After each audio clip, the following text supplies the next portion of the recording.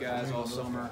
Obviously, they're doing their skills and drills and improving in what they need to improve on, each of them. From what I hear, obviously we can't be out there, but just a really, really good summer, a lot of improvement, a lot of leadership, which is what you really look for in the summer. All of those guys taking that next step and being a leader, and we talk about that every spring. You can't be that same guy. You got to be somebody different and be able to find your role as a leader and improve as a leader. And so that's what this summer was about. And all the reports that I've been getting back, it's been very, very positive.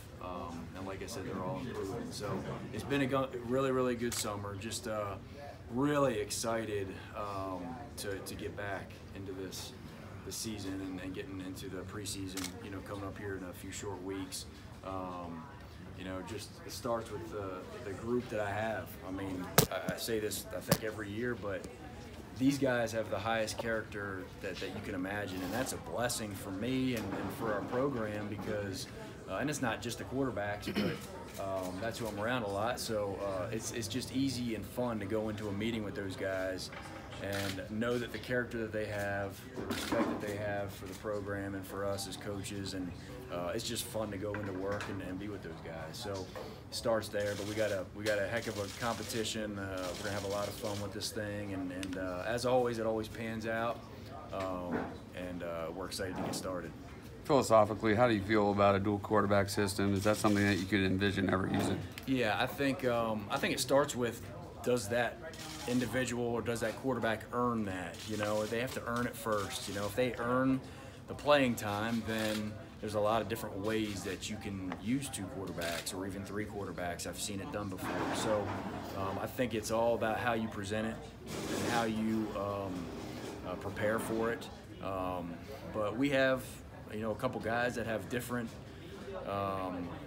different parts of their game that they're better at than others. And so I think when you have, a couple different kinds of quarterbacks, it can be really stressful for the defense. So we'll see how this thing pans out, but it's definitely something that we've talked about or considered, especially if they earn it, and that's what these next, the preseason's about, and those 29 or 30 practices that we get.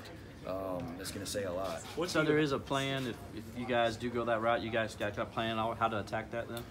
Well, I mean, I think the plan is to go into that first game, with a plan of, okay, here's how everybody's going to play and how much they're going to play, and at least initially. But the plan is for at least those first three guys, they're going to play. How much? That's going to be determined by preseason camp and then their performance in scrimmages during preseason, and then obviously their performance in those first game, especially the first game and first couple games. But they're all going to play. Kelly's the guy right now. There's no mistake about it. He earned it.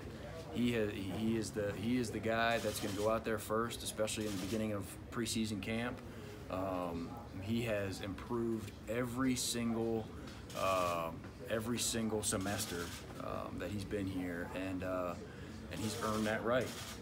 And obviously, we have talented guys that are right there with him too, that are going to have an opportunity. Do you envision that changing going into the Furman game?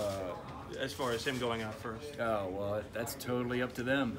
It's totally up to them on see how the performance is in preseason, So I definitely could see a couple different scenarios, and but right now, I mean, it's hard to foresee. But I see that Kelly. I know what Kelly does is every time that his back's against the wall, every time that he has pressure on him, he finds a way to shine. Especially in a competition situation like we were last year. And so he's always improved, and that's what I ask for. And obviously they have to earn it, and the best one's going to play. What do you have to see from your number one quarterback in order to have him be the one who goes out there? Being able to manage the game in a consistent manner. So being that consistent performer in practice and in scrimmages, and just being able to do that the most consistent. Because the worst thing as a quarterback's coach or any coach is putting a guy out there that you don't quite trust, or you're not sure exactly how they're going to respond to the performance and to the atmosphere and all those things. And so you look for consistency in a guy that can be that consistent rock, that these guys know that you know, he can lead them down the field and score some touchdowns. That game in College Station, week 2, such a tough environment. Do you think, from what you know of Trevor so far, should he win the job, you think he'd be ready for that type of a challenge primetime game like that? I don't know if anybody's really ready for that environment until you get yourself into it, but I know that there's been situations not quite as big as that he's been in, but you know, you just look back at his senior year, and I've been recruiting him since he was a freshman, really. But you know, every time there was pressure on him, or there was a big game, like